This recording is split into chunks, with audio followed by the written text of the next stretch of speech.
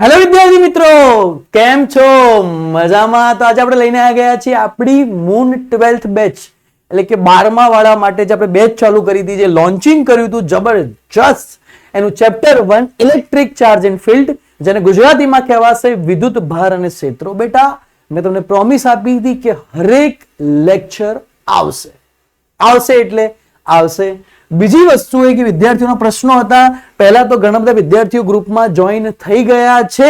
જો તમે ના થયા હોય તો ફટાફટ ઓફિશિયલ નંબર પર મેસેજ કરજો. હું લિંક ડિસ્ક્રિપ્શનમાં આપી દઉં છું. તો બધી જ અને ડીપીપી પીપીટી બધું જ ત્યાં આવતું રહેશે. બરાબર, શોર્ટ નોટ્સ બધું આવી જશે.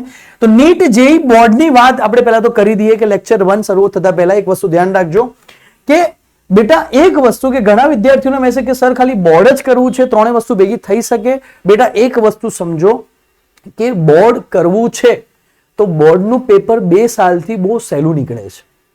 2-3 સાલથી બોર્ડના પેપર ખૂબ ઇઝી આવે છે. પણ જ્યારે બોર્ડનું પેપર ભારું આવ્યું ને, જેમ કે નીટ 2025 જેવું, ત્યારે શું થશે કે એ વખતે સૌથી હાર્ડ પોર્શન ફિઝિક્સ કરી નાખશે.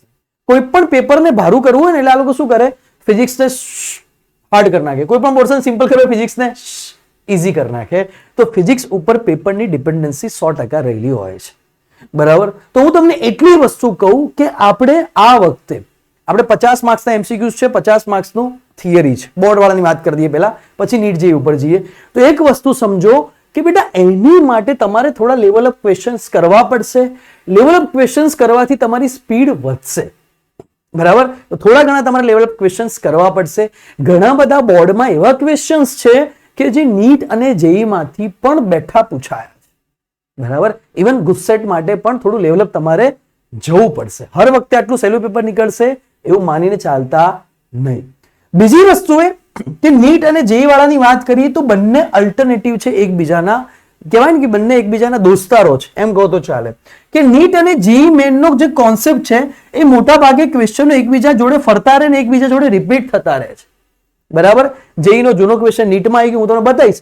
નીટનો ક્વેશ્ચન જેઈમાં આવી ગયો, થોડું ઘણું ફરતું રહે, એક્સચેન્જ થતું રહે છે. બરાબર, તો નીટ અને જેઈ મેનના જે પ્રશ્નો છે, નીટ વાળાને જેઈ મેનના પ્રશ્નો, જેઈ મેન વાળાને નીટના પીવાયક્યુઝ બંનેને કરવા પડશે. પીવાયક્યુઝ એટલે જૂના વર્ષના પ્રશ્નો આપણે બધા ટોપિક વાઇઝ કરાવીશું તમને, અને એની તમે નોટ્સ બી આલશો. આપણે ઓફિશિયલ નંબર ગ્રુપની અંદર મૂકી દઈશું. બીજી વસ્તુ કે જે જેઈ એડવાન્સ નું જ્યારે કોઈ કોન્સેપ્ટ આવી ગયો ને, ત્યારે હું તમને કહી દઈશ કે બેટા જેઈ એડવાન્સ નો જ્યારે અડવાનો નથી, તો એ પ્રમાણે ચાલજો. હવે એક બીજી મહત્વની વાત કરીએ. જો એક સરસ મજાની વાત કરી દઈએ કે જીવનમાં આપણે જે ભૂલો કરીએ, એક મસ્ત તમને શરૂઆત થતા પહેલા એક મસ્ત વસ્તુ બતાવું કે જે ભૂલમાંથી આપણે કંઈ શીખતા નથી, એ જ આપણા જીવનની સૌથી મોટી ભૂલ હોય છે. ઘણા બધા વિદ્યાર્થીઓ એવા છે કે જેમને ધોરણ 11મું સારું નથી ગયું, અથવા જેવું ધાર્યું હતું એવું નથી ગયું, અથવા સર એમાં 2 સબ્જેક્ટ થઈ ગયા જે ઇઝી હતા, ફિઝિક્સ નથી થઈ શક્યું. તો શું એને છોડ દઈએ? બેટા, ક્યારે હું નહીં વિચારવાનું કે હું એક સબ્જેક્ટ સ્કીપ કરીને જાઉં કે હું એક ટોપિક સ્કીપ કરીને જાઉં. કેમ કે બાયોવાળા જે બાયોલોજી નીટની વાત કરીએ તો બેટા બાયોલોજી બધા જ વ્યક્તિ કરશે. તમારો રેન્ક ડિસાઇડ કરશે ફિઝિક્સ. તો કોઈ પણ સબ્જેક્ટ, ઇવન એવું નહીં કહેતો કેમેસ્ટ્રી હોય, બાયોલોજી હોય, મેથ્સ હોય, કોઈ પણ સબ્જેક્ટને સ્કીપ કરવાનું ક્યારે ભૂલ કરતા નહીં. પહેલા તો આ તમને એક સ્પષ્ટ વાત કરી દઉં, જો કોમ્પિટિશનમાં તમારે રહેવું હોય તો. બીજી વસ્તુ એ કે તમારી ભૂલ થઈ ગઈ બેટા, મને ખબર પડી કે આપણું 11માં મજા નહીં આવી, 11માં ફિઝિક્સ નહીં આવડતું, તો જોડે 12મા વાળાને ખાસ કહું, 11માના લેક્ચર ચાલુ થાય છે. હવે દિવસનો 1 કલાક 11મું 12મું તો કરવાનું હોય, 12માનો કલાક ગણવાનો જ નહીં. દિવસનો એક્સ્ટ્રા ખાલી 1 કલાક તમારે 11માં આપવાનો. કહેવાય ને કે જોલીમાં ધીમે ધીમે ટીપું કરશો ને ત્યારે સમુદ્ર ભેગો થઈ જશે. બરાબર, ટીપું ભરવું પડશે. હવે હું એક છેલ્લે એમ કહીશ કે ના સર હું છેલ્લે ટાઈમે 11મું કરી દઈશ, છેલ્લે 1 મહિનામાં થઈ જશે, નહીં થાય. ધીમે 11માના લેક્ચરો બી જોવાના ચાલુ કરી દેજો. એટલે એક દિવસ જતા 1 ચેપ્ટર, 2 ચેપ્ટર, 3 ચેપ્ટર, 4 ચેપ્ટર એમ કરતા તમારું આખું 11મું થઈ જશે. સીધી વસ્તુ તમને કહું. બરાબર, તો જે વિદ્યાર્થીઓને 11મું નહીં ફાવતું અથવા જેવું જોયું એવું નહીં ગયું, તો એ 11મું ખાસ કરે. કેમ કે 11માના અમુક કોન્સેપ્ટ એવા છે કે જે 12મામાં રિપીટ થાય છે, તો એમને ઇઝી પડશે 12મું. બીજી વસ્તુ એ કે નીટ અને જેઈ જેને આપવાની છે આપવાની જ છે બધા ફરજિયાત. કેમ ના આપી શકીએ? આપણાથી બધું થઈ શકે જીવનમાં. આપણી આ જ પ્રોબ્લેમ છે કે આપણે 11માં એન્ટર થયા શું વિચારતા હતા તમે?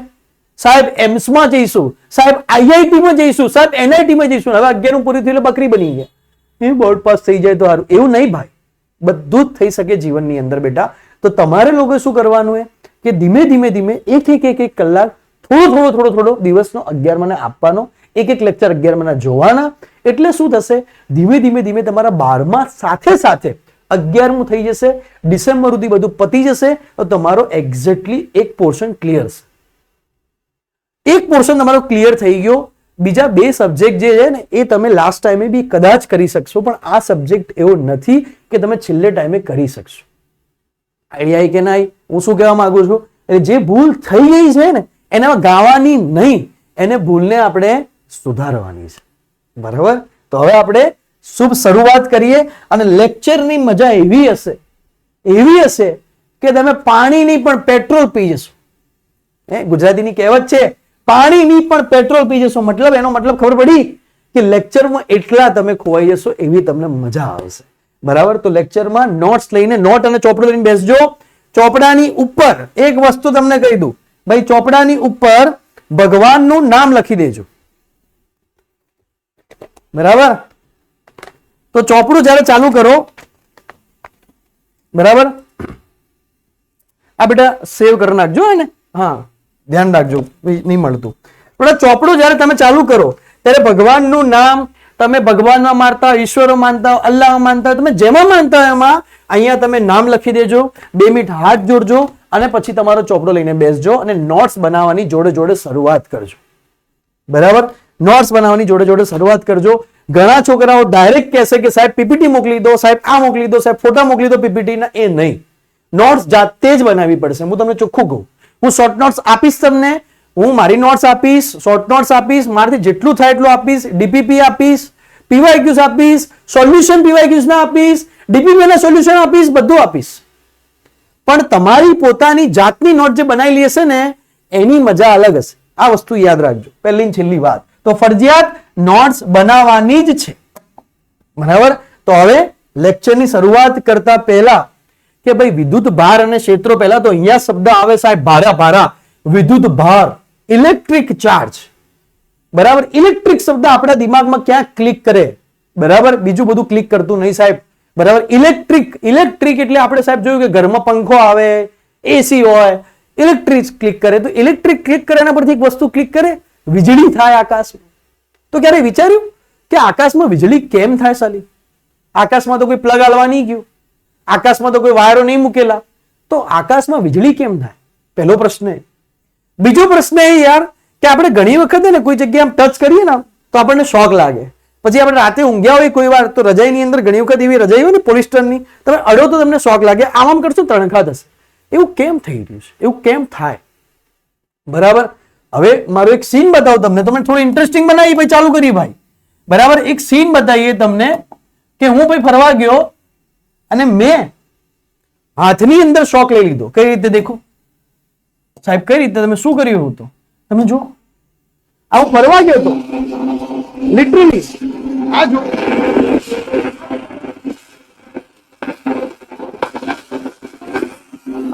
જો મજા ફરતી દેખીએ.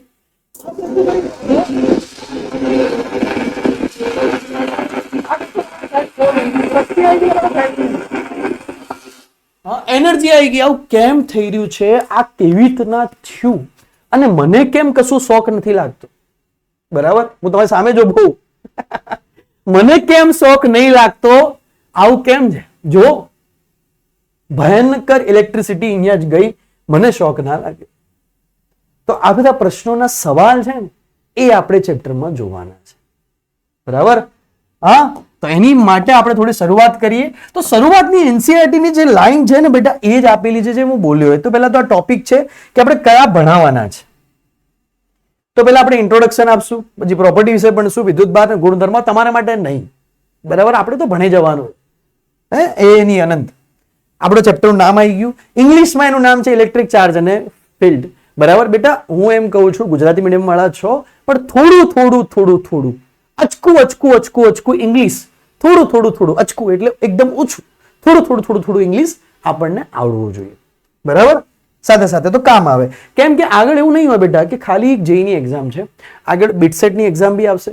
બીટ્સ પેલાની તમને ઘણાને ખબર નહીં હોય તો એનું માહિતી આપીશ, આપણે ગ્રુપમાં મૂકીશ, વોટ્સઅપ ગ્રુપમાં. તમને ફોર્મ ક્યારે ભરાય એ કહીશ. એના સિવાય એનડીએની ઘણી વખત એક્ઝામ આવે છે. એના સિવાય આઈએટીની એક્ઝામ આવે છે. એની સિવાય આઈસરની એક્ઝામ આવે છે, ઇસરોની એક્ઝામ આવે છે, ડીઆરડીઓની એક્ઝામ આવે. ઘણી બધી જે એક્ઝામો આવતી હોય ને બેટા, એની અંદર ખાલી હિન્દી ઇંગ્લિશ જ આવતું હોય, ગુજરાતી હોતું નથી. એટલે થોડા થોડા તમે વર્ડિંગ કરશો ને તો તમને ધીમે ધીમે એની પ્રેક્ટિસ થઈ જશે. તો બેટા ચેપ્ટરની શરૂઆત ઇન્ટ્રોડક્શન જે એનસીઈઆરટીમાં આપેલું છે ને એ જ આપ્યું છે. કેમ કે એ જ વર્ડ થોડા બધા લીધા છે. મેં તમને હમણાં જે એક્ઝામ્પલ આપ્યું એ જ કે વીજળીના તણખા થાય જે અવાજ આવે એ જ. અહીંયા આપણે મેઇન વસ્તુ સમજવાની છે. પહેલા તો ઇલેક્ટ્રોસ્ટેટિક. બેટા ઇલેક્ટ્રોસ્ટેટિક એટલે તો ઇલેક્ટ્રો પ્લસ સ્ટેટિક. સ્ટેટિક નો મતલબ શું થાય ખબર? સ્ટેટિક એટલે કે સ્થિર. સ્ટેટિક નો મતલબ જ છે સ્થિર. બરાબર, સ્થિર. ઇલેક્ટ્રો એટલે કે વિદ્યુત. સ્થિત વિદ્યુત સ્થિતિમાન આપણા ચેપ્ટરનું નામ. સ્થિત વિદ્યુત સ્થિતિમાન. બે ચેપ્ટર છે. બરાબર, સ્થિત વિદ્યુત સ્થિતિમાન ચેપ્ટર 1 અને ચેપ્ટર 2. આ બે ચેપ્ટર સ્થિત વિદ્યુત સ્થિતિમાન એટલે કે ઇલેક્ટ્રોસ્ટેટિક્સ ઉપર આધારિત છે. ત્રીજું ચેપ્ટર આવી જશે કરંટ ઇલેક્ટ્રિસિટી, એમાં કરંટ ભણશું. આ ચેપ્ટર કહેવા શું માંગે ભાઈ? એવી ફિઝિક્સની એક શાખા છે કે જેમાં વિદ્યુત ભાર એ આપણે ભણશું આગળ, એ હંમેશા કેવો પડ્યો હોય? રેસ્ટ ઉપર હોય, સ્થિર હોય. સર કેવી રીતના રેસ્ટ ઉપર હોય, કેવી રીતના સ્થિર હોય, એ આપણે ભણશું આપણા ચેપ્ટરમાં આગળ, તો આપણને મજા આવશે. બરાબર, આ એક્ઝામ્પલ તમને દેખાઈ રહ્યા છે સ્વેટર વાળા, આ બધા એક્ઝામ્પલ તમને ક્યાંક ને ક્યાંક જોયા હશે. બરાબર, મેં હમણાં જે કીધું એ જ વસ્તુ. બીજી વસ્તુ એ બેટા કે ઘણી વખત આપણે પેલો કાંસકા વાળો પ્રયોગ બચપનમાં કર્યો તો ખબર? Static electricity. કાંસકાને વળે કાગળ ઉપર લઈ જઈએ તો બચપનમાં આપણને ખબર નથી, પણ આને કહેવાય સ્ટેટિક ઇલેક્ટ્રિસિટી. સ્થિત વિદ્યુત સ્થિતિમાન. સ્થિત વિદ્યુત રોકાઈ જાય, બરાબર, એવું સ્થિતિમાન. તમે ઘણી વખત દરવાજાને ટચ કરી દીધો, દરવાજામાં તમને શોક લાગશે. બલૂન વાળો તો તમે બધાએ કર્યો હશે. બલૂન આમ કરી ચોંટાડ્યા હશે તો બલૂન વાળા એક્ઝામ્પલ કર્યો હશે. બલૂનને જઈ પાણી નજીક લઈ તો પાણી બલૂન તરફ ગયું હશે. બધા એક્ઝામ્પલ તમે જોયા હશે. બરાબર, એવા પ્રયોગો જોવા હોય તો આપણી ચેનલ પર આપેલા છે, બધા શોર્ટ્સમાં તમે જોજો. ઘણા બધા સારા સારા પ્રયોગ મેં કરાયા છે. તો આ બધી વસ્તુ કેમ થાય છે, શું છે, આના ગુણધર્મો શું છે, બધી વસ્તુને ભણવાની છે, ત્યારે તમને મજા આવશે. બરાબર, તો બેટા ઈસવીસન 600 માં થેલ્સ ઓફ મિલેટસ ગ્રીસે જણાવ્યું કે ઊન અથવા રેશમ સાથે ઘસવાથી એબરને હલકી વસ્તુના આકર્ષે. ગ્રીક શબ્દ ઇલેક્ટ્રોન છે એના પરથી ઇલેક્ટ્રિસિટી નામ આપ્યું. આ એનસીઈઆરટી ની જે લાઈન છે એ થોડી તમારી યાદ રાખવાની છે, ક્યાંક ને ક્યાંક બોર્ડમાં આવી શકે. હવે યાર એ વખતે કોઈ વસ્તુ શોધાઈ નથી. ના તો પરમાણુ શોધાયો હતો, ના તો કોઈ ન્યુક્લિયસ શોધાયા હતા, ના તો ઇલેક્ટ્રોન શોધાયો હતો, ના તો પ્રોટોન શોધાયો હતો. એ વખતે આ લોકોએ શું કર્યું? એ વખતે આ લોકોએ એવું કર્યું ભાઈ કે અહીંયા એક ગ્લાસની રોડને એક સિલ્કનું કપડું લીધું અને સિલ્કના કપડા ઉપર આ રીતે બરોબર બરોબર ઘસી લીધી. એક્ઝામ્પલ તરીકે એક રોડ લીધી ગ્લાસની, બરાબર, અને સિલ્કના કપડાને આ રીતે બરોબર ઘસ્યું. એ વખતેની વાત છે. લોજિકલી વિચારીએ, દેખો સમજો વાત. બરાબર, અહીંયા ઘસી દીધું ખાલી. બીજું એ લોકોએ શું કર્યું કે પ્લાસ્ટિકને ફર સાથે ઘસી દીધું. ફર એટલે પેલી બિલાડી ઉપર હોય એવું ફર. તો પ્લાસ્ટિકને ફર સાથે ઘસ્યું. એ વખતેના જમાનાની વાત છે. હજી સુધી કોઈ શોધ નહીં થઈ. ના ઇલેક્ટ્રોન શોધાયો હોય, ના પ્રોટોન શોધાયો હોય, ના પરમાણુ શોધાયા હોય, ના ન્યુક્લિયસ શોધાયું, કોઈ શોધ નથી થઈ. હજી સુધીની વાત છે. દેખો સમજો શું ઘટના બની. આપણે ઇતિહાસ પર જઈએ ધીમે ધીમે. તો ભાઈ આવું કેમ થયું? અચાનક આમ બસ એમને ઘસ્યું. એમને ઘસ્યા પછી શું થયું? દેખો સમજો વાત.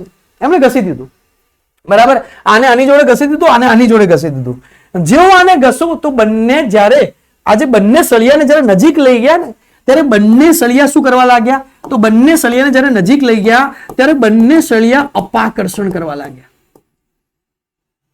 સવાલ ઉભો થયો કે સાહેબ કેમ અપાકર્ષણ કરે? એ વખતેની વાત, બરાબર. એ વખતે કશું નતું શોધાયું, બરાબર. એને પ્રયોગ કર્યો અને આ બંને સળિયા અપાકર્ષણ કરવા લાગ્યા, એટલે કે રિપલ્શન કરવા લાગ્યા. કેમ? એવું તો શું થયું કે આ બંને જણા રિપલ્શન કરવા લાગ્યા. સમજો એ વખતે કશું શોધ નહીં થયેલી હજી સુધી કશું શોધાયું નહીં. એના પછી બંને પ્લાસ્ટિકને ઘસ્યા તો મારા બેટા પ્લાસ્ટિક બી અપાકર્ષણ કરવા લાગ્યા. શું વાત છે? આવું કેમ થઈ રહ્યું? આવું કેમ? વાય? શા માટે આવી ઘટના થઈ રહી? એ વખતે આવા બધા પ્રશ્નો ઉભા થયા. જો સમજો હજી સુધી કોઈ શોધ નથી થઈ, હજી સુધી હું તમને કોઈ કોન્સેપ્ટ કહેતો જ નહીં, હજી સુધી કશું નહીં શોધાયું. આપણે એ ટાઈમમાં જતા રહેલા. માન લો કે આપણે સેલ્સ ઓફ ઇન્ડસ્ટ્રીના ટાઈમમાં જતા રહ્યા, આજથી 600 વર્ષ, આજથી 1000 વર્ષ પહેલા આપણે લોકો જતા રહીએ અને આપણે લોકો પ્રયોગ કરી રહ્યા છીએ, તો આપણે વિચારશું કે આવું કેમ થયું, આવું કેમ થઈ રહ્યું ભાઈ, આ કેમ એટ્રેક્ટ કરી રહ્યા, આ કેમ એકબીજાને દૂર લઈ જઈ રહ્યા, આ બંને અપાકર્ષણ કરવા લાગ્યા. અહીંયા એવું થયું કે જયારે પ્લાસ્ટિક અને કાચને જયારે નજીક લઈને આવ્યા, કાચની રોડને, ત્યારે આ લોકો શું કરવા લાગ્યા, તો આ લોકો આકર્ષણ કરવા લાગ્યા. અહીંયા આવું કેમ થયું ભાઈ, આવું કેમ થયું, આવું શા માટે થયું? બરાબર. તો એ વખતે બેટા કોઈ તથ્યો અને કોઈ પ્રૂફ નતા, તો એવું લોકો એવું કહી દીધું કે આ એક પ્રકારની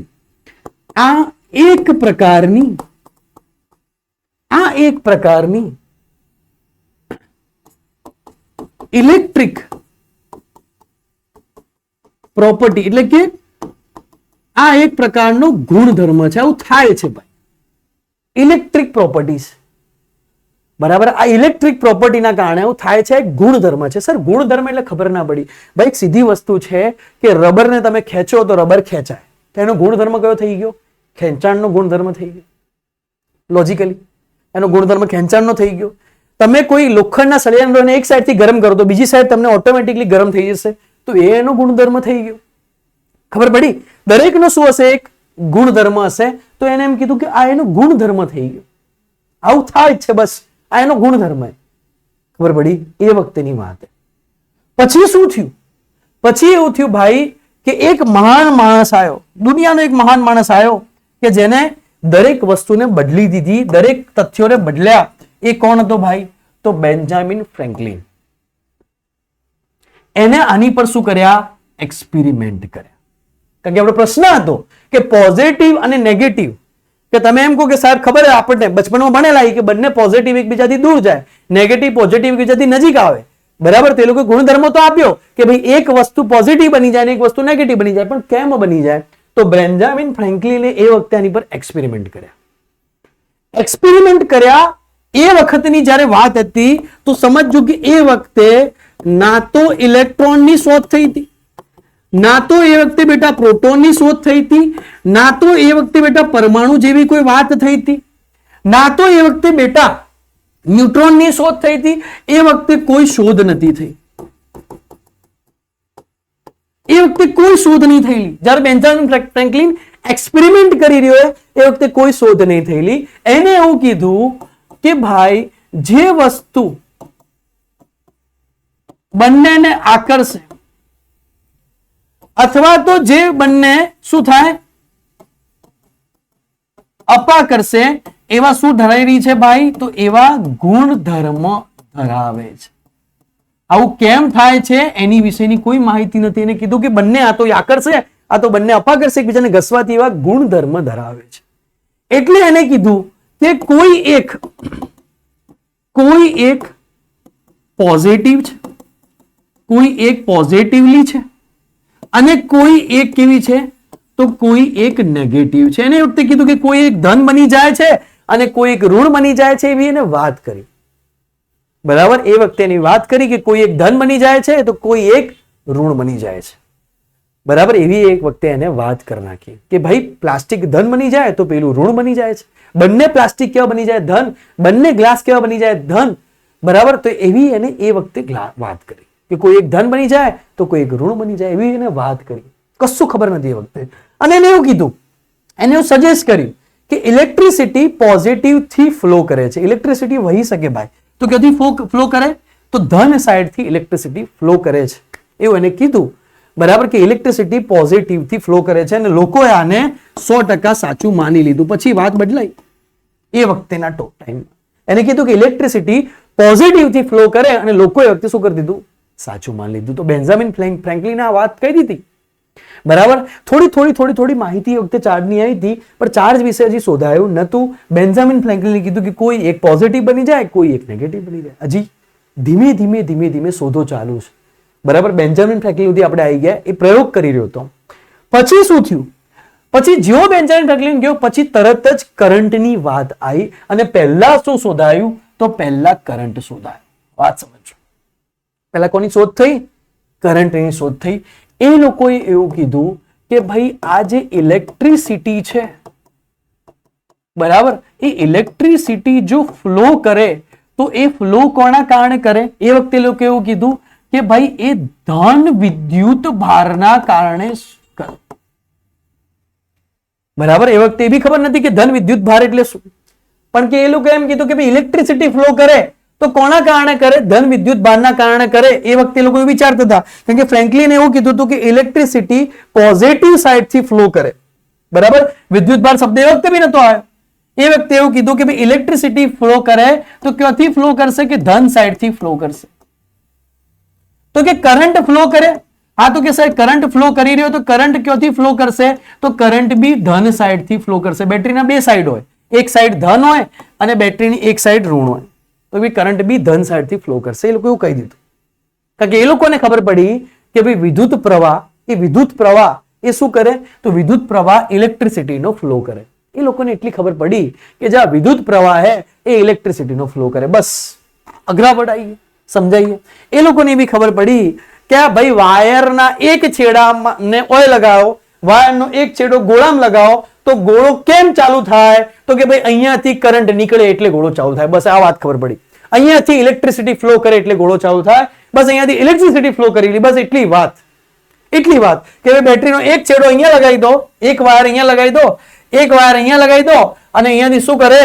તો કે ઇલેક્ટ્રિસિટી ફ્લો કરે એટલે ગોળો ચાલુ થાય. બસ એટલી વાત. ઇલેક્ટ્રિસિટી ફ્લો કરેલી. બરાબર. ભાઈ એસી ફૂલ કરો, ઇલેક્ટ્રિસિટી ફ્લો કરે, એટલી વાત અહીંયા આવી. બરાબર. ચાર્જની હજી સુધી કોઈ વાત નહીં આવી. એ વખતે કરંટની વાત થઈ.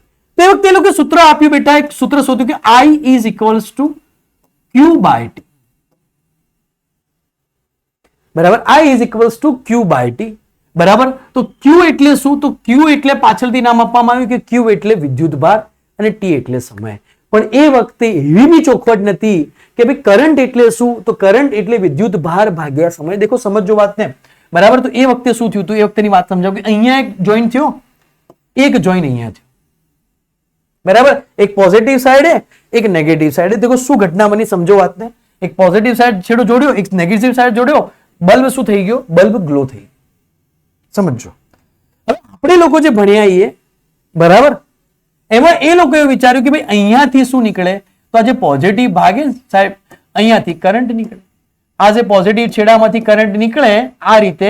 દેખો એ લોકો એ વખતે એવું વિચાર્યું કે આ પોઝિટિવ છેડામાંથી શું નીકળે? તો કે કરંટ આ રીતે નીકળે.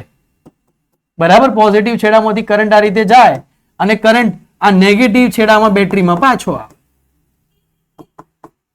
આ લોકોની વિચારસરણી આવી હતી.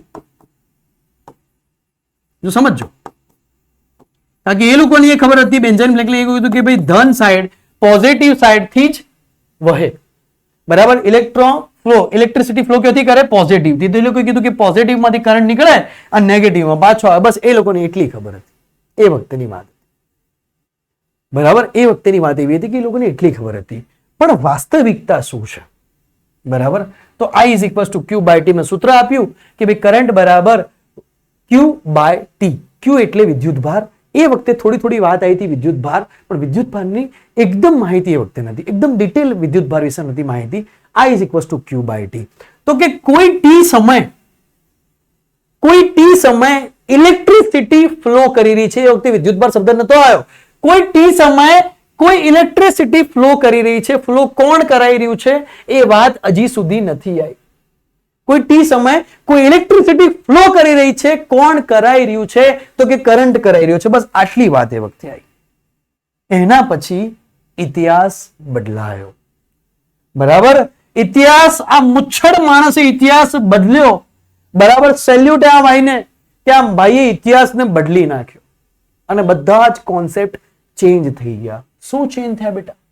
કે પછી ઇલેક્ટ્રોનની ડિસ્કવરી થઈ, ઇલેક્ટ્રોનની શોધ થઈ. બરાબર. ફાધર ઓફ ઇલેક્ટ્રોન જેને આપણે કહીએ છીએ જે થોમ્સન. જે થોમ્સને 1897 કેથોડ એક્સપેરિમેન્ટ કર્યો અને એમને ખબર પડી કે ભાઈ ઇલેક્ટ્રોનની શોધ કરી જે થોમ્સન. બરાબર. અને વોલ્ટેજ લગાવ્યું અને રેઝ નીકળી અને એના પરથી એમને ઇલેક્ટ્રોનની શોધ કરી દીધી. તો ફાધર ઓફ ઇલેક્ટ્રોન આ ભાઈએ ઇલેક્ટ્રોનની શોધ કરી નાખી.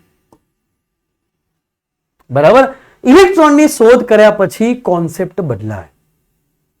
બરાબર. અને પછી ખબર પડી કે ભાઈ ઇલેક્ટ્રોન ફ્લો કરે ત્યારે જ કરંટ ફ્લો થાય અને ત્યારે જ બલ્બ ગ્લો થાય. ખબર ના પડી, નહીં ખબર પડી, બરાબર. પછી શું ખબર પડી? પછી એવી ખબર પડી કે ભાઈ બેટરીના બે છેડા લઈ લેવામાં આવે. આ આગળ ભણવાનું છે, ખાલી હું કહી રહ્યો છું. અને અહીંયા એક આપણે બલ્બ લગાવી દઈએ, સમજો, બરાબર. અહીંયા એક આપણે બલ્બ લગાવી, એક પોઝિટિવ છેડો, એક બેટરીનો નેગેટિવ છેડો. તો પછી ખબર પડી ભાઈ કે ભાઈ બેટરીના જે નેગેટિવ છેડો છે એમાંથી શું નીકળે છે? તો બેટરીના નેગેટિવ છેડામાંથી ઇલેક્ટ્રોન બહાર નીકળે છે. સમજો બેટા કે બેટરીના નેગેટિવ છેડામાંથી ઇલેક્ટ્રોન બહાર નીકળે છે. સમજો વાતને. પછી ખબર પડી કે નેગેટિવ છેડામાંથી ઇલેક્ટ્રોન બહાર નીકળે છે. પણ હવે આ લોકોએ આખા વર્લ્ડમાં બધી જ જગ્યાએ કરંટની દિશા નક્કી કરી નાખી હતી. અરે કરંટ વિશે બધી જગ્યાએ ફેલાઈ ગઈ હતી વાત. તો હવે જે કોન્સેપ્ટ કરંટનો આવી ગયો હતો એને ચેન્જ કરી શકાય નહીં. તો આ લોકોના મનમાં સવાલ આવ્યો કે સર શું નેગેટિવ માંથી જો ઇલેક્ટ્રોન નીકળતા હોય તો પોઝિટિવ માંથી શું નીકળશે? નેગેટિવ માંથી ઇલેક્ટ્રોન નીકળતા હોય તો પોઝિટિવ માંથી શું નીકળશે? તો એક વૈજ્ઞાનિકે એવું કીધું કે ભાઈ પોઝિટિવ માંથી તો પોઝિટિવ ચાર્જ નીકળે. સમજો, એક વૈજ્ઞાનિકે એવું કીધું કે પોઝિટિવ માંથી તો અહીંયા પોઝિટિવ ચાર્જ નીકળે. તો પોસિબલ જ નહીં ભાઈ. અહીંયાથી પોઝિટિવ ચાર્જ નીકળે, સામે નેગેટિવ ચાર્જ આવે, બંને એકબીજાને ઝીરો કરી નાખે, પોઝિટિવ નેગેટિવ. તો આ વસ્તુ બી પોસિબલ નથી. તો પછી એ લોકોએ પોતાની જે ડેફિનેશન હતી એમને જાળવી રાખી અને એ લોકોએ કીધું કે પોઝિટિવ જગ્યાએથી શું નીકળે છે? કરંટ નીકળે છે. કરંટનું ડાયરેક્શન જે હતું એનું એ જ રાખવું પડ્યું. એની રૂઢિવાદી જે પરંપરા હતી કરંટના ડાયરેક્શનની જે પહેલા નક્કી થઈ હતી એને બદલી શકાય નહીં. કેમ બદલી ના શકાય? ખબર પડી. એટલા માટે બદલી ના શકાય કે ભાઈ નેગેટિવ માંથી જો ઇલેક્ટ્રોન નીકળે તો પોઝિટિવ માંથી પોઝિટિવ ચાર્જ નીકળે, અથવા પોઝિટિવ માંથી કંઈક બીજું નીકળે તો નેગેટિવ પોઝિટિવ સામે જેટલું નામ આપી દીધું કરંટ. પછી ઇલેક્ટ્રોનની શોધ જે થોમ્સને કરી. પછી ખબર પડી કે ભાઈ ઇલેક્ટ્રોનનો ફ્લો થાય, બરાબર. પછી ખબર પડી, અહીંયા નોટ કરજો કે ભાઈ ઇલેક્ટ્રોનનો ફ્લો થાય, ઇલેક્ટ્રોનનો ફ્લો થાય, ઇલેક્ટ્રોનનું વહન થાય તો જ કરંટ બને છે. ઇલેક્ટ્રોનનું વહન થાય બેટા તો જ કરંટ બને, તો જ કરંટનો ફ્લો થાય. ઇલેક્ટ્રોનનો ફ્લો થાય, ઇલેક્ટ્રોનનો ફ્લો થાય તો જ કરંટનો ફ્લો થાય. કરંટ એમને એમ ફ્લો કરી શકે નહીં, બરાબર. આ આઈડિયા પછી ખબર પડી આવી કે ઇલેક્ટ્રોનનો ફ્લો થાય તો જ કરંટનો ફ્લો થાય. આ જે ફ્લો કરી રહ્યા હતા એ કોણ હતા? ઇલેક્ટ્રોન હતા. આ જે ફ્લો કરતા હતા એ કોણ હતા? ઇલેક્ટ્રોન હતા, બરાબર. અને પછી ખબર પડી કે જે ઇલેક્ટ્રોન હતા સાહેબ એ ઇલેક્ટ્રોન ઉપર એક ચાર્જ હતો જેને શું કહી દીધું આ લોકોએ કે ભાઈ ઇલેક્ટ્રોન કેવા છે? તો ઇલેક્ટ્રોન નેગેટિવ પાર્ટિકલના ફોર્મમાં છે. ઇલેક્ટ્રોન નેગેટિવ પાર્ટિકલ છે, બરાબર. પાછળથી લોકોએ શબ્દ આપ્યો ચાર્જ. તો પહેલા કીધું ઇલેક્ટ્રોન કેવા પાર્ટિકલ છે? તો નેગેટિવ પાર્ટિકલ છે ઇલેક્ટ્રોન. વાતને સમજી? સમજ પડી આટલા સુધી? હું શું કહેવા માંગુ? સમજ પડે છે ના પડે? બરાબર. તો વાસ્તવમાં શું થતું હશે બેટરીની અંદર? આ બેટરીની અંદર શું થતું હશે એ આપણે ચેપ્ટર 3 માં સમજશું કે વાસ્તવમાં બેટરીની અંદર શું થતું હશે. અત્યારે આપણે એને સ્ટોપ રાખીએ, થોડું સસ્પેન્સ બનાવીએ, બરાબર. અહીંયા સુધી ખબર પડી કે ના પડી? આઈડિયા કે નહીં? હજી થોડું એવું લાગતું હશે, હજી થોડું ડિટેલમાં જઈએ જો સમજો વાતને. હવે શું થયું ભાઈ કે અહીંયા કીધું what is the charge. Charge એટલે શું સમજો પહેલા તો, કે પછી શું થયું દેખો સમજો પહેલા તો વાતને સમજાવીએ કે પહેલા શોધ થઈ ગઈ ઇલેક્ટ્રોનની. એને કીધું કે ઇલેક્ટ્રોન કેવો ચાર્જ છે? Negative charge. પછી શોધ થઈ પ્રોટોનની. તો મેં ન્યુક્લિયસ લીધું ભાઈ. ન્યુક્લિયસની આજુબાજુ કોણે મૂક્યા? ઇલેક્ટ્રોનને મૂક્યા. અહીંયા ઇલેક્ટ્રોન, અહીંયા ઇલેક્ટ્રોન, અહીંયા ઇલેક્ટ્રોન, અહીંયા ઇલેક્ટ્રોન, અહીંયા ઇલેક્ટ્રોન, અહીંયા ઇલેક્ટ્રોન, અહીંયા ઇલેક્ટ્રોન. તો આ લોકો એમ કીધું કે ભાઈ અહીંયા જે પ્રોટોન શોધાયો એ પ્રોટોન જોડે કેવો ચાર્જ હોવો જોઈએ? તો કે સાહેબ પ્રોટોન જોડે પોઝિટિવ ચાર્જ હોવો જોઈએ. પોઝિટિવ ચાર્જ વિશે આપણે ભણશું. ચાર્જ એટલે શું? તો કે પ્રોટોન જોડે પોઝિટિવ ચાર્જ હોવો જોઈએ, ઇલેક્ટ્રોન જોડે નેગેટિવ ચાર્જ હોવો જોઈએ. પ્રોટોન જોડે પોઝિટિવ ચાર્જ કેમ હોવો જોઈએ? એટલા માટે પ્રોટોનને પોઝિટિવ ચાર્જ કીધો કે ભાઈ ઇલેક્ટ્રોન નેગેટિવ હતા તો ઇલેક્ટ્રોન ન્યુક્લિયસમાં શું થાય? જકડાયેલા રહે, ભાગી જાય નહીં. અહીંયા શું થાય? જકડાયેલા રહે અને આની આજુબાજુ ગોળ ફરે જાય, જકડાયેલા રહે. એટલા માટે એને કીધું. આઈડિયા આવી કે નહીં? ઇલેક્ટ્રોન અહીંયા શું થાય? આની આજુબાજુ જકડાયેલા રહે એટલે કીધું કે ન્યુક્લિયસની અંદર જે પ્રોટોન અને ન્યુટ્રોન છે તો ન્યુટ્રોન ઉપર 0 ચાર્જ મળ્યો, પ્રોટોન ઉપર પોઝિટિવ ચાર્જ. એટલા માટે કીધો કે ભાઈ ઇલેક્ટ્રોન અહીંયા શું થાય? જકડાયેલા રહે. એટલા માટે પ્રોટોનને પોઝિટિવ કીધો, ઇલેક્ટ્રોનને નેગેટિવ કીધો. હવે એને કીધું કે ભાઈ પ્રોટોન, તો પ્રોટોન એ પોઝિટિવ છે અને ઇલેક્ટ્રોન એ નેગેટિવ છે, પણ પ્રોટોન ઉપર પોઝિટિવ ચાર્જ છે, ઇલેક્ટ્રોન ઉપર નેગેટિવ ચાર્જ. તો સારો સવાલ ઉભો થઈ જાય કે ચાર્જ એટલે શું? પછી ત્યારના તમે ચાર્જ કરો તો ચાર્જ એટલે શું? સવાલ ઉભો થાય કે ચાર્જ એટલે શું? બરાબર, તમે એમ કહો કે પ્રોટોન ઉપર પોઝિટિવ ચાર્જ લીધો, ઇલેક્ટ્રોન ઉપર નેગેટિવ લીધો, તો ચાર્જ એટલે શું બેટા? સમજો વાત. બરાબર, તો વોટ ઇઝ ચાર્જ? ચાર્જ એટલે શું બેટા? આપણે શીખ્યા હતા કે I is equals to Q by T.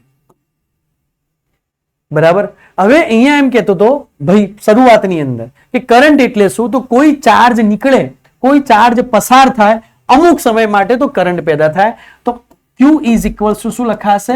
I into T. Charge એટલે વિદ્યુતભારનું નામ આપ્યું ગુજરાતીમાં, અને ચાર્જની ડેફિનેશન અહીંયાથી આવી કે I is equals to Q by T. તો શોધાઈ ગયું. તો Q બરાબર એને કીધું IT, આ Q ને ચાર્જ કહી દીધો. I એટલે શું થાય? તો કે સર I એટલે એમ્પિયર, કરંટ માટેનું એમ્પિયર હતું. અને ટાઈમ એટલે શું થાય? તો ટાઈમ માટે સેકન્ડ. આપણે ભણ્યા હતા પહેલા ચેપ્ટરની અંદર 11મા ધોરણમાં કે કરંટ એટલે એમ્પિયર. તો ચાર્જનું અહીંયાથી શું આવી ગયું? તો SI યુનિટ આવી ગયું. તો ચાર્જનું SI યુનિટ કેટલું આવ્યું બેટા? Ampere into second. બરાબર, હવે એમ્પિયર ઇન્ટુ સેકન્ડ હોય તો ચાર્જના ડાયમેન્શન કેટલા આવશે? ડાયમેન્શન એટલે શું કહેવાશે બેટા? પરિમાણ કેટલા આવશે? તો કે sir M0, L0, T1, A1. આ એના શું આવી ગયા? પરિમાણ આવી ગયા. બીજું કે ચાર્જ કેવો છે ભાઈ? સદિશ છે કે અદિશ? તો ચાર્જ કેવી રાશિ કહેવાશે બેટા? ચાર્જને અદિશ રાશિ કહેવાશે. તો ચાર્જ વિશેની થોડી માહિતી આવી ગઈ. ચાર્જ બે પ્રકારના હોય, પોઝિટિવ, નેગેટિવ. ચાર્જ ના પણ હોઈ શકે, શૂન્ય ચાર્જ પણ હોય. બરાબર, અહીંયા સુધીની વાત મને ખબર પડી. આઈડિયા આવી કે નહીં? ખબર પડી ગઈ. શું કથા કરી, કથા શું થઈ, કેવી રીતના શોધ થઈ, શું થયું, અહીંયા સુધી ખબર પડી. હવે બેટા આપણે આગળ જઈએ કે આપણે અમુક વસ્તુ ચાર્જ વિશે યાદ રાખવાની છે, અમુક વસ્તુ ચાર્જ વિશે આપણે ભણવાની છે. દેખો શું ભણવાની છે, દેખો સમજો બેટા. અમુક વસ્તુ તમારે પૂછાશે, તમારે યાદ રાખવાની છે કે ચાર્જ એટલે. બીજી વસ્તુ કે વારે ઘડીએ એને એમ્પિયર ઇન્ટુ સેકન્ડ નામ આપીએ. બરાબર, એટલે એક વૈજ્ઞાનિક હતો કુલમ, એના નામ પરથી એનું લાડકું નામ આપી દીધું કે ભાઈ એમ્પિયર સેકન્ડ, એટલે કે એને કહેવાશે કુલમ. તો એને C તરીકે દર્શાવાશે. જેમ આપણે લોકો જ્યારે force F is equals two ma હતો તો એમાં નામ આપ્યું હતું ભાઈ F is equals two ma, તો અહીંયા હતું kg મીટર પર સેકન્ડ સ્ક્વેર, એનો SI યુનિટ. પણ આપણે એને શું કહેતા હતા? આપણે એને કહેતા હતા કે ન્યૂટન પરથી n. ન્યૂટન નામ આપ્યું હતું ને, n. બરાબર, તો શોર્ટ ફોર્મ આપ્યા હતા જૂલ, kg મીટર સ્ક્વેર પર સેકન્ડ સ્ક્વેર. આપણે કહી દેતા હતા જૂલ. એમ આને બી લાડકું નામ આપી દીધું કુલમ C.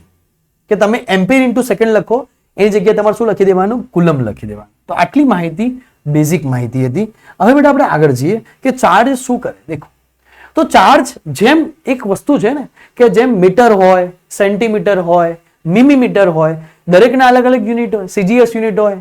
બરાબર, દરેકના અલગ અલગ યુનિટ, કિલોગ્રામ, ગ્રામ, દરેકના અલગ અલગ. એમ ચાર્જના બી અલગ અલગ યુનિટ હશે. શું હશે? બરાબર, તો સૌથી એનો બીજું યુનિટ કયો છે બેટા? Electrostatic unit. આ એક ચાર્જનો યુનિટ છે. બરાબર, તો ઇલેક્ટ્રોસ્ટેટિક યુનિટ એ ચાર્જનો યુનિટ છે. અને સૌથી નાનામાં નાનો એનો એકમ કયો? તો કે ફ્રેન્કલિન. જે આપણે ભણ્યા હતા ફેમ્ટો, પીકો, નેનો, માઇક્રો, મિલી, સેન્ટી, ડેસી, ડેકા, જે ભણ્યા હતા એ સૌથી નાનો યુનિટ કયો અને સૌથી મોટો યુનિટ કયો? એમ ચાર્જનો સૌથી નાનો યુનિટ કયો? તો ફ્રેન્કલિન. બરાબર, સૌથી મોટો યુનિટ કયો? તો કે ફેરાડે. આ બે વસ્તુ યાદ રાખવાની. આઈએમ. બરાબર, તો ફેરાડે, એક ફેરાડે બરાબર કેટલા થાય? 96500 કુલમ. આ તમારે યાદ રાખવાની વેલ્યુ. અને એક ફ્રેન્કલિન એક ફ્રેન્કલિનની, ચલો ફ્રેન્કલિન અને ESU બંને એક જ છે, ઇલેક્ટ્રોસ્ટેટિક યુનિટ લખી દો, આ ફ્રેન્કલિન લખી દો, બંને વાત કેવી છે, એક જ છે. તો તમને અહીંયા આપ્યું છે કે 1 કુલમ બરાબર 3 × 10⁹ ESU, પણ આ જગ્યાઓ લખાય કે એક ફ્રેન્કલિન બરાબર 1/3 × 10⁻⁹ કુલમ. મેન તમારે આ બે યાદ રાખો, બરાબર, આ યાદ નહીં રાખો તો ચાલશે. મેન આ બે કે 1 ફેરાડે બરાબર 96,500 કુલમ અને 1 ફ્રેન્કલિન બરાબર 1/3 × 10⁻⁹ કુલમ તમારે યાદ રાખવાનું. આ સૌથી નાનામાં નાનો બેટા 10⁻⁹ ઘાત કુલમ અને પેલો 96,500 કુલમ, લગભગ 10,000 ની નજીક. આઈડિયા આવી? તને બે સૌથી મોટો ફેરાડે, સૌથી નાનો ફ્રેન્કલિન, વધારે મગજ દોડાવતા નહીં, બરાબર. હવે ઘણા કે સાહેબ આ તો આ જેઈ ની અંદર ક્યાંક ને ક્યાંક એક જગ્યાએ આવ્યું હતું, આ જેઈ વાળા માટે. તો જેઈ વાળા માટે ઇલેક્ટ્રોમેગ્નેટિક યુનિટ બરાબર 10 કુલમ, આ જેઈ વાળા માટેની વાત છે. એ આગળ ચેપ્ટરોમાં સમજાવશું કે શું આવશે. તો જેઈ વાળા માટેની વાત છે કે એક ઇલેક્ટ્રોમેગ્નેટિક યુનિટ બરાબર 10 કુલમ. હવે બેટા એક વસ્તુ અહીંયાથી ફિક્સ થઈ ગઈ કે જો બે પોઝિટિવ ચાર્જ હશે તો શું થશે? અપાકર્ષણ થશે, જેને કહેવાશે રિપલ્ઝન ઇંગ્લિશમાં. પોઝિટિવ નેગેટિવ હશે શું થશે? એટ્રેક્શન થશે. અને નેગેટિવ હશે તો શું થશે? તો રિપલ્શન થશે. બરાબર, આઈડિયા આવી કે ના? ખબર પડી ગઈ? ઓકે, આ બેઝિક ચીજ હતી. આ એના નેચર હતા કે પોઝિટિવ અને negative define the nature of the charge. એના નેચર હતા. કદાચ ફ્રેન્કલીને એ વખતે પોઝિટિવ બીજાને કીધું હોત ને નેગેટિવ બીજાને કીધું હોત તો બી આપણે એ પ્રમાણે માનવું પડત. પોઝિટિવ નેગેટિવ ખાલી એને નેચર આપ્યા. ઓકે, અહીં સુધી આઈડિયા આવી ગઈ. હવે થોડા આપણે આગળ જઈએ બેટા, જો સમજો વાતને. નેચર હતા. હવે થોડા એના ગુણધર્મો પર આપણે જઈએ, વાતને સમજજો. તો આપણે એને થોડા ગુણધર્મો ભણવાના છે કે બેઝિક પ્રોપર્ટી ઓફ ચાર્જ અને ગુણધર્મો કયા કયા છે હું તમને બતાવી દઉં. એનસીઈઆરટીમાં ઓછા આપેલા છે, આપણે જેઈ નીટમાં થોડા ડિટેલમાં ભણવા પડશે. દેખો કયો? વિદ્યુત ભારનું સંરક્ષણ આ આપેલો છે, વિદ્યુત ભારનું સ્થાનાંતરણ, વિદ્યુત ભાર અને દળ વચ્ચેનો સંબંધ, વિદ્યુત ભાર અપરિવર્તનશીલ છે અને વિદ્યુત ભાર પરિમાણિત છે. તો આ આપણે થોડા ભણવાના છે, એક્સ્ટ્રા થોડા, બરાબર. અને આપણે આપણી રીતે થોડા ભણીશું. દેખો પહેલો જ ગુણધર્મની આપણે વાત કરી બેટા, બરાબર, કે વિદ્યુત ભારનું સ્થાનાંતરણ. દેખો આ છે શું? બરાબર, આ છે શું? આ એવું કહેવા માંગે છે કે વિદ્યુત ભાર શું ટ્રાન્સફર થઈ શકે એક જગ્યાએથી બીજી જગ્યાએ? વિદ્યુત ભાર ટ્રાન્સફર થઈ શકે એક જગ્યાએથી બીજી જગ્યાએ? વિદ્યુત ભારને લઈ જવો હોય તો વિદ્યુત ભાર જઈ શકે, બરાબર. એક પ્રશ્ન આ. બીજો પ્રશ્ન આ બેટા કે અહીંયાથી એક છોકરાઓને એક સવાલ આવે કે સાહેબ પોઝિટિવ ચાર્જ એટલે કે વિદ્યુત ભાર એટલે ખાલી પ્રોટોન. પોઝિટિવ ચાર્જ એટલે ખાલી પ્રોટોન જોડે જ પોઝિટિવ ચાર્જ છે કે દુનિયામાં બીજા કોઈ જોડે પોઝિટિવ ચાર્જ છે?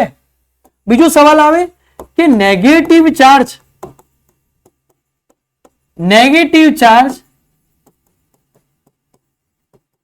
એટલે ખાલી ઇલેક્ટ્રોન જ કે દુનિયામાં બીજો કોઈ વસ્તુ નેગેટિવ ચાર્જ ધરાઈ શકે? છોકરાને સવાલ આવે કે સાહેબ પોઝિટિવ ચાર્જ એટલે પ્રોટોન, નેગેટિવ ચાર્જ એટલે ઇલેક્ટ્રોન. દુનિયામાં એવું ખરી?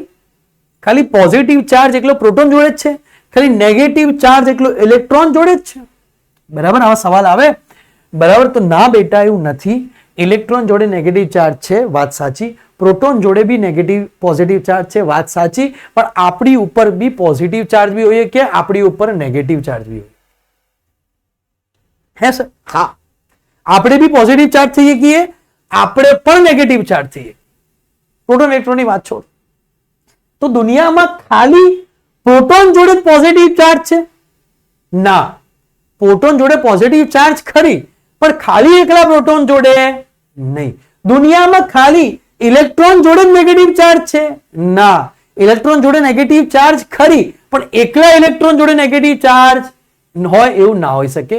નેગેટિવ ચાર્જ એકલા ઇલેક્ટ્રોન જોડે નહીં, ઇલેક્ટ્રોન જોડે તો છે જ, એના સિવાય બી નેગેટિવ ચાર્જ હોઈ શકે, બરાબર. હવે આ બે સવાલના જવાબ તમને મળી ગયા, બરાબર, ખબર પડી. તો અહીંયાથી શું કહી શકાય ભાઈ? કન્ક્લુઝન શું કહી શકાય કે માત્ર પ્રોટોન અને ઇલેક્ટ્રોન જ, માત્ર પ્રોટોન અને ઇલેક્ટ્રોન જ ચાર્જ ધરાવે એવું નથી. ખાલી પ્રોટોન અને ઇલેક્ટ્રોન જોડે ચાર્જ હોય એવું નથી. બરાબર, આ વસ્તુ તમે ધ્યાન રાખજો. બરાબર, અહીંયા સુધી આપણને આઈડિયા આવી ગઈ. હવે એક બીજી વસ્તુ આપણે કરીએ. અહીંયા સુધી આપણને આઈડિયા આવી ગઈ. અહીંયા સુધી આઈડિયા આવી ગઈ. હવે સર વાત એ આવે કે તમે કીધું કે ચાર્જ ફ્લો થાય, પોઝિટિવ ચાર્જ બી ફ્લો થાય, નેગેટિવ ચાર્જ બી ફ્લો થાય.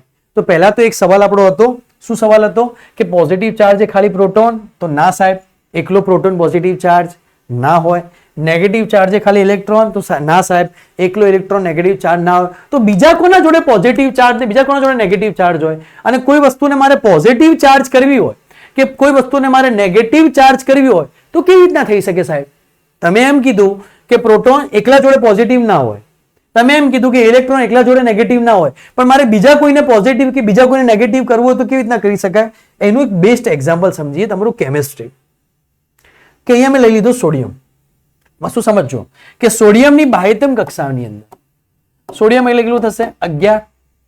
11 એટલે કેટલું થશે બેટા? 2 + 8 + 1. એની બાહ્યતમ કક્ષામાં 1 ઇલેક્ટ્રોન હશે. સોડિયમ જોડે બેટા ઇલેક્ટ્રોન કેટલા અને પ્રોટોનની વેલ્યુ કેટલી? તો સાહેબ ઇલેક્ટ્રોન ને પ્રોટોનની વેલ્યુ સેમ એ સોડિયમ જોડે કેટલી હશે? 11. બરાબર, 11 જ છે સોડિયમ જોડે. સોડિયમ નો પરમાણુ ભાર કેટલો? 23. તો સોડિયમ જોડે ન્યુટ્રોનની સંખ્યા કેટલી? તો કે 23 - 11 = 12. તો 12 ન્યુટ્રોન. તો સોડિયમની વાત કરી ભાઈ. તો સોડિયમની વાત કરી અહીંયા. તો સોડિયમ જોડે અહીંયા 11 પ્રોટોન 12 ન્યુટ્રોન સોડિયમ અને એની બાહ્યતમ કક્ષાની અંદર 11 ઇલેક્ટ્રોન છે. ઇલેક્ટ્રોન કેવી રીતના ગોઠવાશે? તો સર અહીંયા પહેલા તો 2 ઇલેક્ટ્રોન આવશે, પછી અહીંયા 1 ઇલેક્ટ્રોન આવશે, 1 ઇલેક્ટ્રોન અહીંયા, 1 ઇલેક્ટ્રોન અહીંયા, 1 ઇલેક્ટ્રોન અહીંયા, 1 ઇલેક્ટ્રોન અહીંયા, 1 ઇલેક્ટ્રોન અહીંયા, 2 8 એટલે કે 10 અને બાહ્યતમ કક્ષામાં 1 ઇલેક્ટ્રોન. બરાબર. હવે બાજુમાં કોણ બેઠો છે ભાઈ? બાજુમાં બેઠો છે ક્લોરીન. તો ક્લોરીન ની વાત કરીએ તો ક્લોરીન માટે પરમાણુ ક્રમાંક કેટલું છે બેટા? 17. તો કેટલું થશે? 2 + 8, સમજો, 2 + 8 + 7. બાહ્યતમ કક્ષામાં કેટલા ઇલેક્ટ્રોન? 7 ઇલેક્ટ્રોન. બરાબર. Cl માટે કેટલું લખાશે? Cl માટે લખાશે 35 લખાશે. તો ન્યુટ્રોનની સંખ્યા કેટલી થઈ જશે? 18 થઈ જશે. લોજિકલ આઈડિયા આવી ગઈ. તો ઇલેક્ટ્રોન અને પ્રોટોનની સંખ્યા કેટલી હશે બેટા? તો સેમ હશે. કેટલી હશે? બાહ્યતમ કક્ષામાં 17.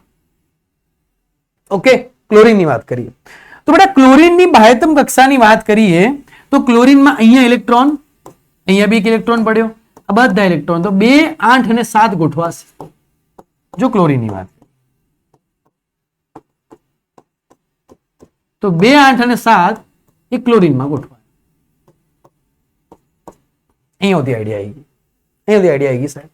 હવે શું થશે? આપણે ભણ્યા NaCl બોન્ડ કે અહીંયાથી આ ભાઈ દોડશે જોમ અને અહીંયા ગોઠવાશે. તો સોડિયમ 1 ઇલેક્ટ્રોનને છૂટો કરશે. જો 1 ઇલેક્ટ્રોન છૂટો થશે, સોડિયમ શું થઈ જશે? Na+ અને ક્લોરીન 1 ઇલેક્ટ્રોનને એક્સેપ્ટ કરશે કારણ કે એને જોઈતો તો બાહ્યતમ કક્ષામાં 7 હતા, 8 પૂરા કરવાના હતા, એટલે થઈ જશે Cl-. આ આપણે બેઝિક કેમિસ્ટ્રીમાં ભણ્યા હતા. તો દેખો ક્લોરીન પર નેગેટિવ ચાર્જ આવી ગયો અને સોડિયમ એ પોઝિટિવ ચાર્જ આયન બની ગયું. તો એટલા માટે હું કહેતો હતો કે ખાલી ઇલેક્ટ્રોન અને ખાલી પ્રોટોન, એકલો ઇલેક્ટ્રોન અને એકલો પ્રોટોન જ દુનિયામાં અસ્તિત્વ ધરાવતા નહીં. આ તો કહેતા હતા કે પ્રોટોન એટલે જ પોઝિટિવ. ના ભાઈ, સોડિયમ બી પોઝિટિવ થઈ ગયો. આ કહેતા હતા ઇલેક્ટ્રોન એટલે જ નેગેટિવ. ના ભાઈ, ક્લોરીન બી નેગેટિવ થઈ ગયો. આઈડિયા આવી કે ના? ખબર પડી રહી હું શું કહેવા માંગુ? તો દેખો, સોડિયમ પોઝિટિવ, ક્લોરીન નેગેટિવ. તો એક વસ્તુ અહીંયાથી ખબર પડી કે ઇલેક્ટ્રોન ગુમાવો તો કોઈ વસ્તુ કેવી થઈ જાય? પોઝિટિવ. અને ઇલેક્ટ્રોન મેળવો તો કોઈ વસ્તુ કેવી થઈ જાય? નેગેટિવ. તો ઇલેક્ટ્રોનનું ટ્રાન્સફર થયું. બરાબર. કોણ ટ્રાન્સફર થયું? ઇલેક્ટ્રોનનું ટ્રાન્સફર થયું. પોઝિટિવ અહીંયાથી નીકળ્યો અને ક્લોરીનમાં ગયો, તો ક્લોરીન થઈ ગયો નેગેટિવ, સોડિયમ થઈ ગયો પોઝિટિવ. આઈડિયા આવી કે નહીં? હા, તો એકલો પ્રોટોન એકલો ઇલેક્ટ્રોન પોઝિટિવ નેગેટિવ ના હોય. આટલા મગજમાં કોન્સેપ્ટ ક્લિયર થઈ? પ્રોટોન પોઝિટિવ ખરી બેટા, પણ સોડિયમ બી પોઝિટિવ થઈ ગયું. ઇલેક્ટ્રોન નેગેટિવ ખરી બેટા, પણ ક્લોરીન બી નેગેટિવ થઈ ગયું. એક વસ્તુ 4 વાર બોલીશ, તમારા દિમાગમાં ઘૂસી જાય એટલા માટે. તો આપણે ભણીએ કે સાહેબ આ ચાર્જનું વિદ્યુત ભારનું ટ્રાન્સફર કેવી રીતના થતું હશે. મારે પોઝિટિવ ચાર્જનું ટ્રાન્સફર કરવું છે, મારે નેગેટિવ ચાર્જનું ટ્રાન્સફર કરવું છે, તો ટ્રાન્સફર કેવી રીતના થતું હશે સમજજો. તો સાહેબ એક તો વસ્તુ ખબર પડી ગઈ કે ઇલેક્ટ્રોન, એક વસ્તુ તમને પ્રશ્ન પૂછું, તમને પ્રશ્ન પૂછું, હવે દેખજો, સમજજો કે શું પોઝિટિવ ચાર્જ ટ્રાન્સફર થઈ શકે? શું પોઝિટિવ ચાર્જ ટ્રાન્સફર થઈ શકે? આ પ્રશ્ન. શું નેગેટિવ ચાર્જ ટ્રાન્સફર થઈ શકે? આ પ્રશ્ન. અને જો થઈ શકે તો પોઝિટિવ ચાર્જને ટ્રાન્સફર કોણ કરશે? અને જો થઈ શકે તો નેગેટિવ ચાર્જને ટ્રાન્સફર કોણ કરશે? આ પ્રશ્ન છે બેટા, કે શું પોઝિટિવ ચાર્જ ટ્રાન્સફર થઈ શકે, શું નેગેટિવ ચાર્જ ટ્રાન્સફર થઈ શકે? જો થઈ શકે તો ટ્રાન્સફર કરશે કોણ? આલો વાત સમજવાની, વાત સમજજો. તો એક વસ્તુ એ કે શું સર પોઝિટિવ ચાર્જ ટ્રાન્સફર થઈ શકે? હા કે ના? યસ થઈ શકે. શું નેગેટિવ ટ્રાન્સફર થઈ શકે? યસ થઈ શકે. તો પોઝિટિવ ચાર્જ બી ટ્રાન્સફર થઈ શકે, નેગેટિવ બી થઈ શકે. તો નેગેટિવ ચાર્જને ટ્રાન્સફર કોણ કરશે? બધાની આગળ ઊંચી થઈ ગઈ. કોણ કરશે ભાઈ? નેગેટિવને. નેગેટિવને ટ્રાન્સફર કોણ કરશે ભાઈ? તો નેગેટિવને ટ્રાન્સફર કરશે ઇલેક્ટ્રોન. તો પોઝિટિવને કોણ કરશે? તો પોઝિટિવને ટ્રાન્સફર કરશે પ્રોટોન. ના કરે. આ ખોટું. એક વસ્તુ ફાઇનલ થઈ ગઈ કે નેગેટિવ ચાર્જ ટ્રાન્સફર કોણ કરશે? ઇલેક્ટ્રોન. તો પોઝિટિવ ને કોણ કરે સાહેબ? તો પોઝિટિવ ટ્રાન્સફર થઈ શકે? તમે કહો પોઝિટિવ ટ્રાન્સફર તો થઈ શકે, પણ કોણ કરશે? તો કે નેગેટિવ ને ઇલેક્ટ્રોન કરતો હતો. તો સ્વાભાવિક વસ્તુ છે કે પોઝિટિવ ને પ્રોટોન કરે. ના કરે ભાઈ, પોઝિટિવ ચાર્જ ને ટ્રાન્સફર પ્રોટોન નહીં કરે. સવાલ ઉભો થઈ ગયો કે પોઝિટિવ ચાર્જ ને ટ્રાન્સફર કોણ કરશે? તો અહીંયા સવાલ ઉભો થઈ ગયો ભાઈ. શું સવાલ ઉભો થયો? કે પોઝિટિવ ચાર્જ ને ટ્રાન્સફર કોણ કરશે? સવાલ ઉભો થયો કે પોઝિટિવ ચાર્જ ને ટ્રાન્સફર કોણ કરશે? બરાબર. એક મિનિટ બેટા. ઓકે, લાવ પાણી હાલ બેટા.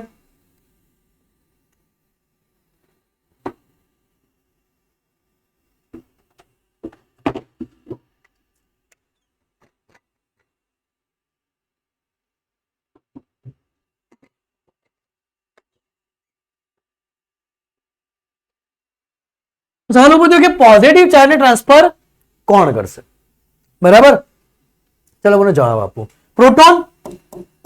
ના, જીવનમાં પ્રોટોન નહીં કરે. કોણ કરશે ખબર છે તમને? કહું કોણ કરશે? ઇલેક્ટ્રોન કરશે. હે સાહેબ કરતો હશે ઇલેક્ટ્રોન? ચેક કરીએ. જો એક્ઝામ્પલ લઈએ બેટા, સમજો વાતને.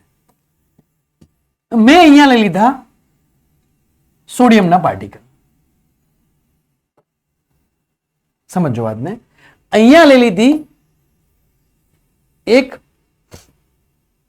Positive charge road.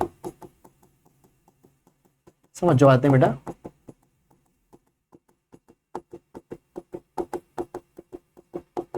હવે ઘટના શું બની? આ બધા સોડિયમ હતા. તમને ખબર છે કે આ બધા સોડિયમ હે. અત્યારે સોડિયમ ન્યુટ્રલ હે. ન્યુટ્રલ એટલે ખબર પડે?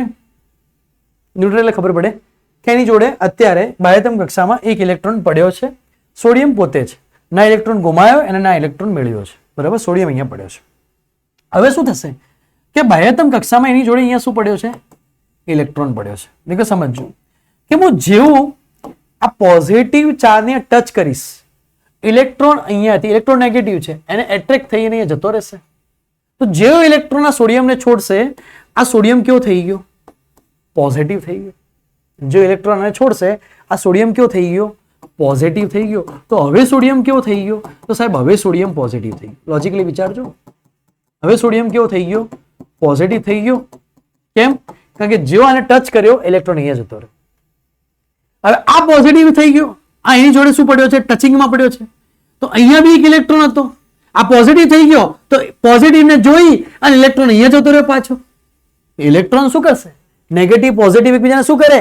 એટ્રેક્ટ કરે. તો ઇલેક્ટ્રોન આ જેવો સોડિયમ પોઝિટિવ થયો, ઇલેક્ટ્રોન અહીંયા જતો રહ્યો. તો આ સોડિયમ બી પોઝિટિવ થઈ ગયો. ઇલેક્ટ્રોન ગુમાવો એટલે એને કેટલું થઈ જાય? પ્લસ થઈ જાય. તો આને ઇલેક્ટ્રોન ગુમાયો, તો આ બી કેવો થઈ ગયો? તો આ બી પોઝિટિવ થઈ ગયો. લોજિકલી વિચારજો, આ બી પોઝિટિવ થઈ ગયો. ઓ ભાઈ ગો, ઓ માય. હવે અહીંયા બી ઇલેક્ટ્રોન પડે, તો આ પોઝિટિવ આને ટચ કર્યો, તો અહીંયાથી ઇલેક્ટ્રોન અહીંયા જતો રહ્યો ભાઈ. કે ના, હું તો પોઝિટિવ જોડે જ જઈશ. જો ઇલેક્ટ્રોન પોઝિટિવ ને ટચ કરશે, ઇલેક્ટ્રોન કૂદકો મારી દેશે, કેમ કે ઇલેક્ટ્રોન નેગેટિવ છે. પોઝિટિવ નેગેટિવ બીજાને શું કરે? એટ્રેક્ટ કરે. જો સોડિયમ એક ઇલેક્ટ્રોન ગુમાવે, એને શું થઈ જશે? પ્લસ. તો અહીંયા બી શું થઈ ગયું? એને પ્લસ થઈ ગયું. બરાબર. આ એક્ઝામ્પલ તમને આપીએ ખાલી એક. આ બી પ્લસ થઈ ગયું. લોજિકલી વિચારજો. હવે આ પ્લસ થઈ ગયો, આને ટચ કરશે, તો અહીંયા બી એક ઇલેક્ટ્રોન પડ્યો હતો, તો અહીંયા જતો રહ્યો પોઝિટિવ ને જોઈ, તો આ બી પ્લસ થઈ ગયું. મેં શું કર્યું એ જે સમજવાળા હશે ને એ સમજી ગયા હશે શું થયું અહીંયા. તો અહીંયા એવી ઘટના બની ભાઈ, અહીંયા એવી ઘટના બની કે ઇલેક્ટ્રોન ક્યાં જઈ રહ્યો? દેખો, ઇલેક્ટ્રોન અહીંયાથી અહીંયા આવ્યો, અહીંયાથી અહીંયા ગયો, અહીંયાથી અહીંયા ગયો, અહીંયાથી અહીંયા. તો ઇલેક્ટ્રોનનો ફ્લો કઈ દિશામાં થઈ રહ્યો છે? જો સમજો વાતને, ઇલેક્ટ્રોનનો ફ્લો કઈ દિશામાં થઈ રહ્યો છે? હું લાઈન દોરું છું.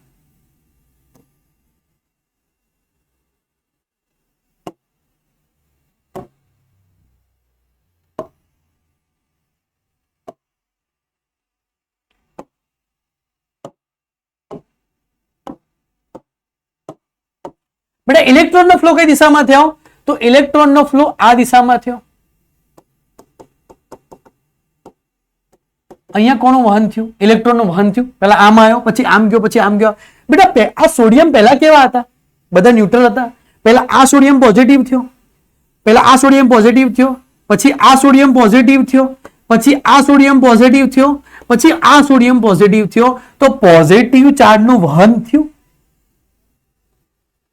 મજા આવી કે ના આવી? મજા આવી? પેલા આ પોઝિટિવ થયો, પછી આ થયો, પછી આ થયો, પછી આ થયો. તો પોઝિટિવ ચાર્જનું વહન આ દિશામાં થયું. બરાબર. તો આ દિશામાં કોનું વહન થયું બેટા? તો આ દિશામાં પોઝિટિવ ચાર્જનું વહન થયું. આ દિશામાં પોઝિટિવ ચાર્જનું વહન થયું. અને એ જ હંમેશા જે દિશામાં પોઝિટિવ ચાર્જનું વહન થાય એ દિશામાં કોનું વહન થશે? કરંટનું વહન થશે, વિદ્યુત પ્રવાહનું વહન થશે. બરાબર. તો આ દિશામાં કોનું વહન થયું? પોઝિટિવ ચાર્જનું વહન થયું. તો પોઝિટિવ ચાર્જને ટ્રાન્સફર કોણે કરાયો? ડાયરેક્ટ નહીં, તો ઇનડાયરેક્ટ કોના કારણે ટ્રાન્સફર થયો? ઇલેક્ટ્રોનના કારણે થયો. કે ઇલેક્ટ્રોન એ અહીંયાથી અહીંયા ગયા ત્યારે પોઝિટિવ ચાર્જ આમ ગયો. ખબર પડી? તો પોઝિટિવ ચાર્જનું વહન પ્રોટોન કરાવતો નથી. પોઝિટિવ ચાર્જનું વહન કોણ કરાવે છે? ઇલેક્ટ્રોન કરાવે છે. આ વસ્તુને સમજો. બીજું, જે દિશામાં ઇલેક્ટ્રોનનું વહન થાય, જે દિશામાં નેગેટિવ ચાર્જનું વહન થાય, જે દિશામાં નેગેટિવ ચાર્જનું વહન થાય એની વિરુદ્ધ દિશામાં હંમેશા પોઝિટિવ ચાર્જનું વહન થાય. બરાબર. આ વસ્તુને સમજવા જેવી છે. સમજો. આ કહેવાય ને કે ટોપ 100, ટોપ 200, ટોપ 1000 વિદ્યાર્થી વાળી વાત છે. મેં કીધું ને કે લેવલ ઓફ ફિઝિક્સ અહીંયા હશે લેવલ. બરાબર. મજા આવી ગઈ. હવે થોડી વસ્તુ બીજી સમજીએ. સમજો. તો બેટા, એક પ્રશ્ન પાછો ઉભો થાય. પાછો પ્રશ્ન શું ઉભો થાય? કે સર, કેમ પ્રોટોન પોઝિટિવ ચાર્જનું વહન કરતો નથી? સર, કેમ પ્રોટોન વહન નથી કરતો? સર, પ્રોટોન કેમ પોઝિટિવ ચાર્જનું વહન નથી કરતો? એટલા માટે નથી કરતો બેટા કે માસ of proton 1837 time of mass of electron. બેટા પ્રોટોનનું દળ એ ઇલેક્ટ્રોનના દળ કરતા 1837 ગણું વધારે છે.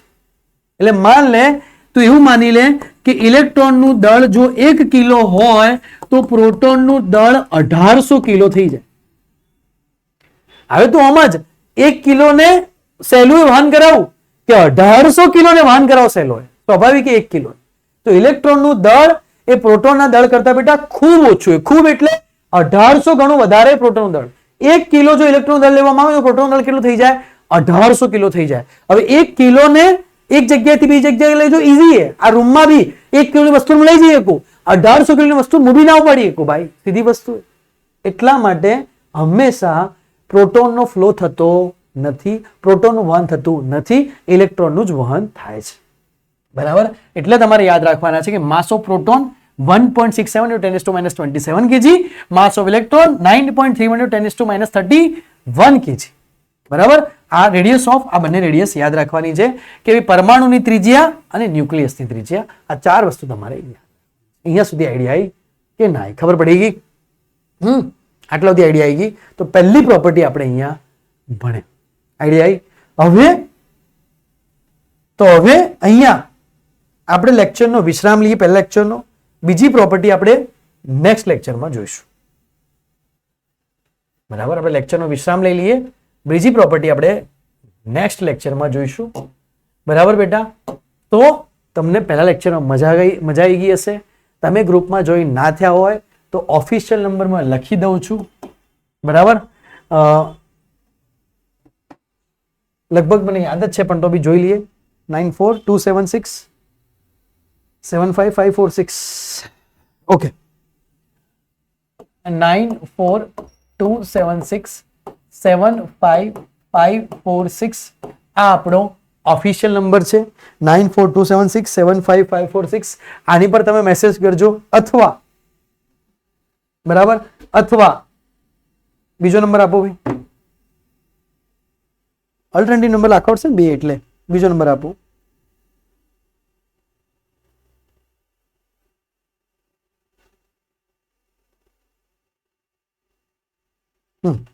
અથવા બેટા બીજો નંબર તમારો આ રહેશે. તમે આની પર વોટ્સઅપ કરશો એટલે તમને ગ્રુપમાં જોઈન કરી દઈશું. 94 હું નીચે લખી દઉં છું.